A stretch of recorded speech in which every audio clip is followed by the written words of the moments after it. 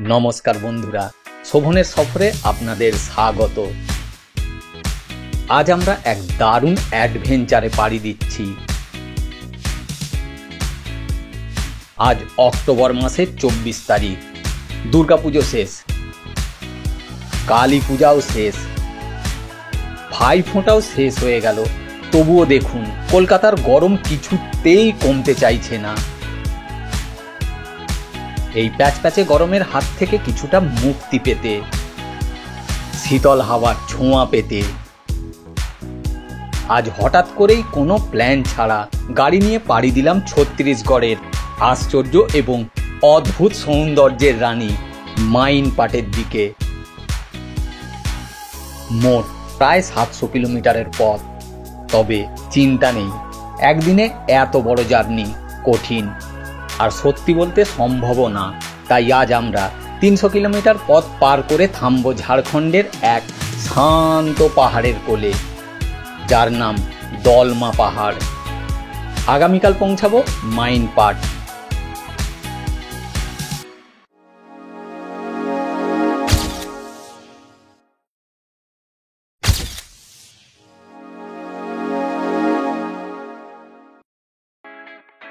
ভোর 4টে ব্যারাকপুর থেকে যাত্রা শুরু করে দিলাম।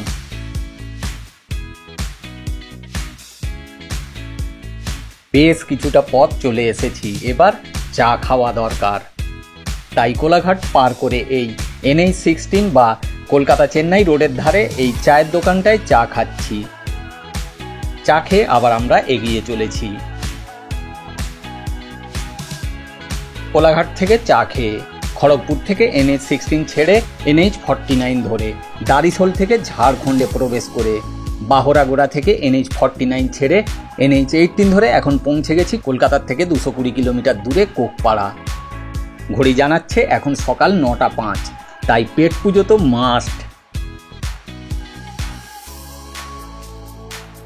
রাস্তাঘাট খুব ভালো, তাই জার্নিটাও বেশ উপভোগ করছি।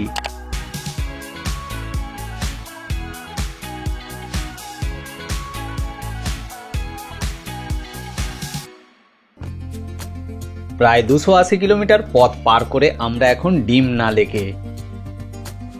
জামশেদপুর শহর থেকে প্রায় 15 কিলোমিটার দূরে দলমা পর্বত শ্রেণীর পাদদেশে এটি অবস্থিত।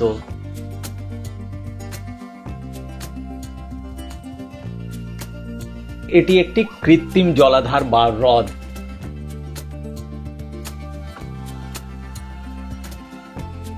অ্যাকচুয়ালি এই ডিমনা লেক নির্মল জল এবং মনোরম পরিবেশের জন্য বিখ্যাত। আর এই লেকটিকে ঘিরে আছে দলমা ওয়াইল্ড লাইফ স্যাংচুয়ারি এবং সবুজ পাহাড়।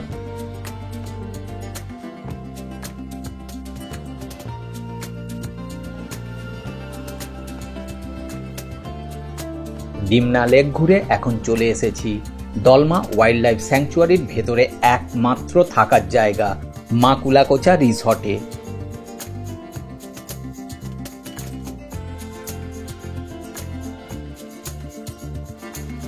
চেক ইন করা এবং ফ্রেশ হওয়ার পর এখন রিসর্টের ক্যান্টিনে লাঞ্চ করছি। লাঞ্চ করার পর 2 ঘন্টা রেস্ট করে এখন চলেছি দলমা হিলটপে, যা সমুদ্রপৃষ্ঠ থেকে 915 মিটার অর্থাৎ 3000 ফুট উচ্চতায় অবস্থিত। আপনারা কি জানেন এই দলমা অভয়ারণ্য মূলত এর বিপুল সংখ্যক ভারতীয় হাতির জন্য বিখ্যাত। এছাড়াও এখানে স্লথ বিয়ার, হরিণ, বন্য শুয়োর, প্যাঙ্গোলিন, চিতাবাঘ এবং বিভিন্ন রকমের পাখিও দেখা যায়। হিলটপের এই স্থানীয় দলমা মাইয়ের মন্দির স্থানীয়দের জন্য অত্যন্ত গুরুত্বপূর্ণ। এছাড়াও গণেশ মন্দির এবং শিবের মন্দিরের ধর্মীয় গুরুত্ব অনেক। পর্যটকদের জন্য এটি একটি খুবই জনপ্রিয় স্থান, কারণ এখান থেকে চারপাশের বনভূমি, জামশেদপুর শহর এবং ডিমনা লেকের নয়নাভিরাম শোভা দেখা যায়। হিলটপ ঘুরে এখন নিচে নামছি। ফিরে এলাম রিসর্টে।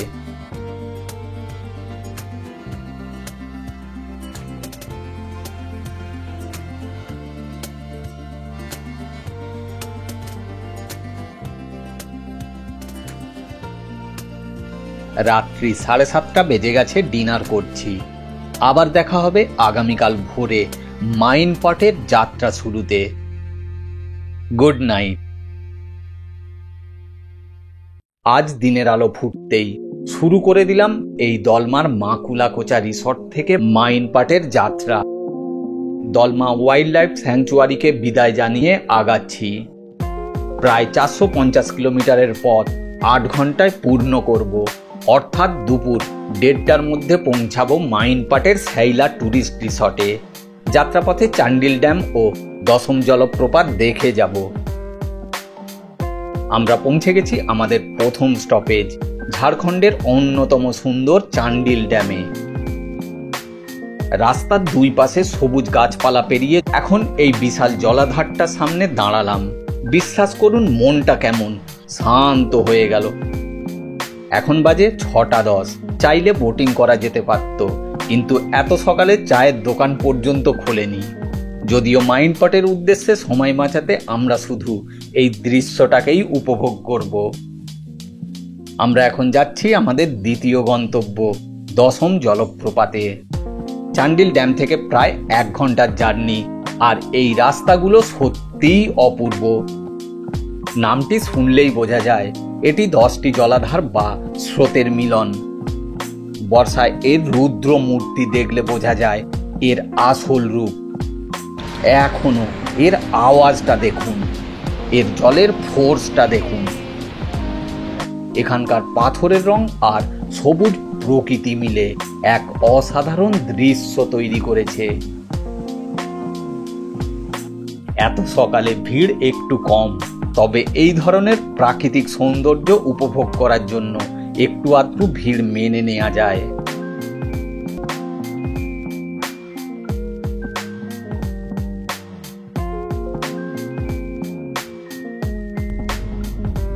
এখন দুপুর 11:20। হাতে আর সময় আছে 2 ঘন্টা 10 মিনিট। আমাদের টার্গেট ছিল 1:30টায় মাইনপাটে পৌঁছানো, তাই মনে হচ্ছে লাঞ্চ করার পর আরও একটু স্পিড বাড়াতে হবে।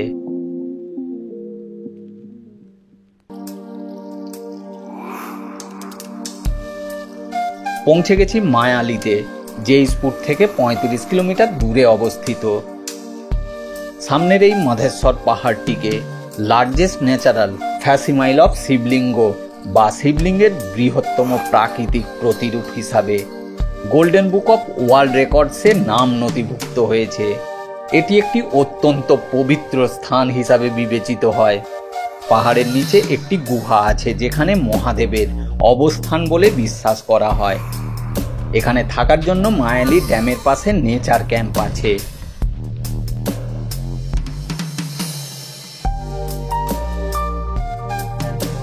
মাইনপাটকে বলা হয় ছত্তিশগড়ের সিমলা এবং একে মিনি তিব্বতও বলা হয়।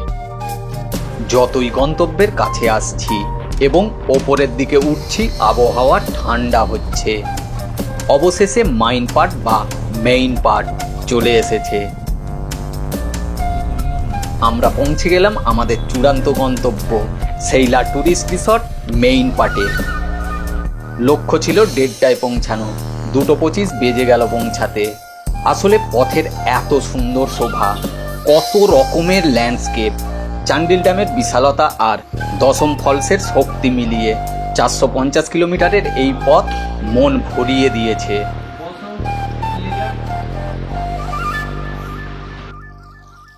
রিসর্টে চেক ইন করার পর ফ্রেশ হয়ে বেরিয়ে পড়লাম ছত্তিশগড়ের একটি অত্যন্ত অদ্ভুত ও জনপ্রিয় পর্যটন কেন্দ্র ঠিনঠিনি পাথর দেখতে। এটি মূলত সরগুজা জেলার অম্বিকাপুরের কাছে দারিমার ছিঁতকালো গ্রামে অবস্থিত, যা মেইনপাট থেকে 35 কিলোমিটার দূরে অবস্থিত। পৌঁছে গেলাম, এবার দেখা যাক এই জায়গা অদ্ভুত কেন। এই পাথরটির সব থেকে বড় বিশেষত্ব হলো কোনো কঠিন বস্তু দিয়ে একে আঘাত করলে এটির থেকে বিভিন্ন ধাতুর মতো ঠং ঠং করে শব্দ নির্গত হয়। এক একটি জায়গায় এক এক রকমের ধাতুর মধুর ধ্বনি শোনা যায়, তাই স্থানীয়রা একে ঠিনঠিনি পাথর নামে ডাকে। অনেকে এই পাথরটিকে পবিত্র বলে মনে করেন এবং এর পাশে একটি ছোট্ট মন্দিরও তৈরি হয়েছে। ফিরছি মেইন পার্টের দিকে। ফেরার পথে ছত্তিশগড়ের আর এক বিস্ময়ের মুখোমুখি হব, যার নাম উল্টাপানি। এখান থেকে দূরত্ব 30 কিলোমিটার, পৌঁছাতে সময় লাগবে 40 মিনিটের মতো। যাত্রাপথে এই টাইগার হিলকে না দেখে ফেলে যাওয়া যায় না।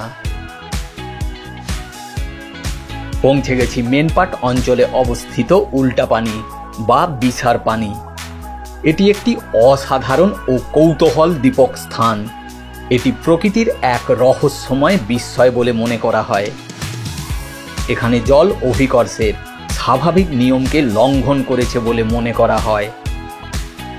কি ঘটে এখানে প্রকৃতির রহস্যটা কি? এই স্থানকে গ্র্যাভিটি হিল বা চুম্বকীয় ক্ষেত্র হিসাবে বিবেচনা করা হয়। এখানে দেখা যায় এই জলের ধারাটি নিচের থেকে উপরের দিকে অর্থাৎ ঢালু পথে চড়াইয়ের দিকে ধীরে ধীরে প্রায় 100 মিটার পর্যন্ত প্রবাহিত হয়। উল্টাপানি থেকে রিসর্টে ফিরে দেখলাম হাতে কিছুটা সময় আছে, তাই বেরিয়ে পড়লাম মাইনপাটের আর একটি অত্যন্ত রহস্যময় ও মজাদার পর্যটন কেন্দ্র জলজলি, যা স্থানীয়ভাবে দলদলি নামেও পরিচিত। এই স্থানটির মূল আকর্ষণ হলো এর উছলানো ভূমি বা বাউন্সিং ল্যান্ড। এই জলজলের ভূমি সাধারণ মাটির মতো নয়, এটি অনেকটা স্পঞ্জ বা ট্র্যাম্পোলিনের মতো। এই জমির ওপর দিয়ে হাঁটলে বা লাফালে পুরো জায়গাটা কম্পিত হতে থাকে বা হঠাৎ করে নিচে দেবে গিয়ে আবার ওপরে উঠে আসে। অনেকে মিলে একসঙ্গে লাফাতে থাকলে কম্পন আরও বেশি বোঝা যায়, যা এক অন্য অভিজ্ঞতার সৃষ্টি করে। পর্যটকরা এখানে এসে শিশুর মতো উল্লাস করে লাফাতে ভালোবাসেন এবং প্রকৃতির এই অদ্ভুত খেলাটিকে উপভোগ করেন। মেইন পার্টের সব থেকে গুরুত্বপূর্ণ এবং অনন্য বৈশিষ্ট্য হলো এখানকার তিব্বতীয় জনবসতি। 1959 সালে চীন দ্বারা তিব্বত দখলের পর ভারত সরকার 1400 জন তিব্বতী শরণার্থীকে আশ্রয় এবং জমি প্রদান করে। ধীরে ধীরে তারা এখানে বসতি স্থাপন করে তাদের নিজস্ব সংস্কৃতি, ধর্ম, রীতিনীতি এবং জীবনধারাকে বজায় রেখে। এই সাংস্কৃতিক বৈচিত্র্যের কারণেই মাইনপটকে মিনি তিব্বত হিসাবে অভিহিত করা হয়।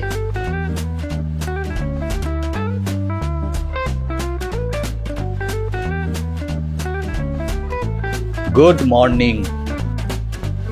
দিনের আলো ফুটতেই বেরিয়ে পড়েছি ছত্তিশগড়ের মেন পাটকে কেন ছত্তিশগড়ের সিমলা বলা হয় সেটাই দেখতে। এই মালভূমি অঞ্চল সমুদ্রপৃষ্ঠ থেকে 1085 মিটার বা 3560 ফুট উচ্চতায় অবস্থিত। তাই এখানকার আবহাওয়া রাজ্যের অন্যান্য অংশের তুলনায় অনেক বেশি শীতল এবং আরামদায়ক। ঘন শালগাছের জঙ্গল, সবুজ উপত্যকা, জলপ্রপাত এবং মনোরম দৃশ্য দ্বারা বেষ্টিত এই নয়নাভিরাম ল্যান্ডস্কেপ প্রায়শই উত্তরাখণ্ডের সিমলা বা এমনকি ছত্তিশগড়ের সুইজারল্যান্ডের অনুভূতি দেয়। মেহতা পয়েন্ট এটি মেনপাটের একটি প্রধান ভিউ পয়েন্ট এবং সূর্যোদয় ও সূর্যাস্ত দেখার জন্য দারুণ জনপ্রিয়। আবহাওয়া পরিষ্কার থাকলে মেঘের চাদর এবং দূরবর্তী শহরের দৃশ্যও এখান থেকে দেখা যায়। মাছলি পয়েন্ট বা ফিশ পয়েন্ট এই স্থানটি ঘন সবুজ জঙ্গল এবং টিলার দ্বারা বেষ্টিত। এখানকার শান্ত মনোরম পরিবেশ পর্যটকদের কাছে অত্যন্ত আকর্ষণীয়। হোটেল থেকে চেক আউট করে এবার আমরা এগিয়ে চলেছি প্রকৃতির আরেক বিস্ময় টাইগার পয়েন্টের দিকে। চারপাশের মনোরম দৃশ্য দেখতে দেখতে পৌঁছে গেলাম এই অসাধারণ জলপ্রপাতে। চারপাশের ঘন জঙ্গল এই জলপ্রপাতের প্রধান আকর্ষণ। এই ঘন জঙ্গল সত্যি জলপ্রপাতকে এক রহস্যময় পরিবেশ উপহার দেয়। মহাদেও মুদা নদীর থেকে সৃষ্টি হয়েছে এবং প্রায় 60 মিটার অর্থাৎ 200 ফুট উচ্চতার থেকে পাতিত হয়। একসময় অঞ্চলটি বাঘেদের অবাধ বিচরণ ক্ষেত্র ছিল এবং বাঘেদের আনাগোনার কারণেই এর নাম হয় টাইগার পয়েন্ট। টাইগার পয়েন্টের শোভা ক্যামেরাবন্দি করার পালা শেষ। এবার ফেরার পালা কলকাতার উদ্দেশ্যে। জানি ফিরতে আজ অনেক রাত হয়ে যাবে। আজকের মতো এই রোমাঞ্চকর যাত্রা এখানেই শেষ হলো। আশা করি দলমা এবং মাইনপাটের সবুজ সৌন্দর্য এবং বিস্ময় আপনাদের মন ছুঁয়েছে। আবার দেখা হবে আপনাদের সাথে নতুন ভিডিওতে, অন্য কোনো নতুন ঠিকানায়।